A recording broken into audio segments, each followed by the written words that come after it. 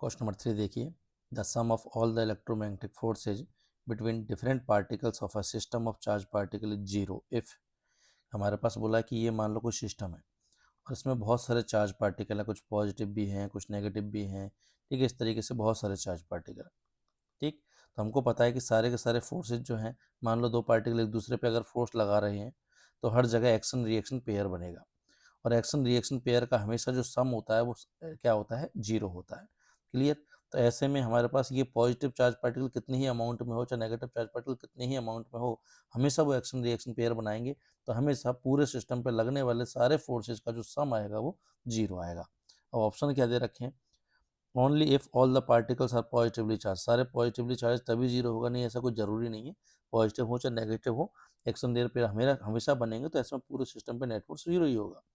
Only if all the particles are negatively charge, no ये भी wrong हो जाएगा। Only if the particles are positively charge and the half the are negatively charge, ये भी wrong हो जाएगा।